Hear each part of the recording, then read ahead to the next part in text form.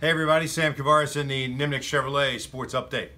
So the Jaguars are trying to get back to that consistent running game and being able to throw the football because there's respect for the running game. Part of that has to do with getting their offensive line straightened out.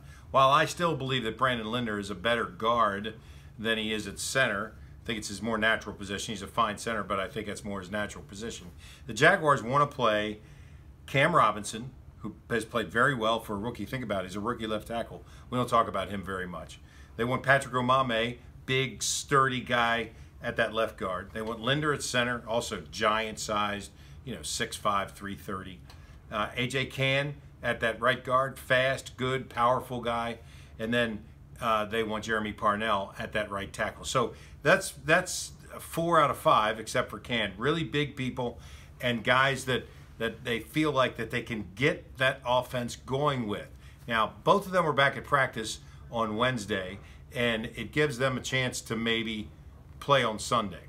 At the very least, as you get into this stretch where you're trying to make the playoffs and do some playoff football, you want your best players healthy, and that's where the Jaguars are pointing to at this point. Lots of questions about Eli Manning.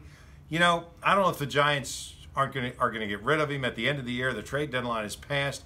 There was a lot of reporting that Tom Coughlin had talked to them about Eli Manning earlier in the year, and they just kind of shut the door on him. But hey, with Tom Coughlin in charge, anything is possible. If Manning is available, it is the scenario that a lot of people inside the organization have talked about for the next couple of years. A veteran quarterback that comes in to replace Blake Bortles, draft a guy that you're going to groom. Manning certainly fits that bill. Well, so did Jimmy Garoppolo, although he's in San Francisco. But so does Drew Brees. There's 2 or 3 other guys who are going to be free agents. But Manning certainly is that guy that could fill that if that scenario is the one that plays out.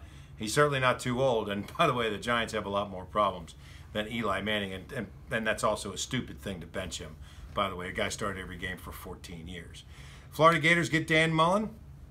In the end, it's probably the right guy, and he reminded me and everybody else at the press conference on Monday, look, I've been a coach in the SEC. I understand the expectations, the passion. It just means more, as the commercial says. So Mullen is out recruiting. I can tell you, he wasn't a real popular guy when he left Gainesville 10 years ago, but he was much more poised and polished than when he left here. And I guess, we could have expected that, but you never know what happens with a guy when he leaves and comes back. And I will say, he was much more poised and polished as a head coach, standing up there in front of all those people, the boosters, the media, and everybody out in the administration that was assembled. I was much more impressed than I thought I would be when I left there. No doubt he will maximize what Florida can do. I'll put it that way.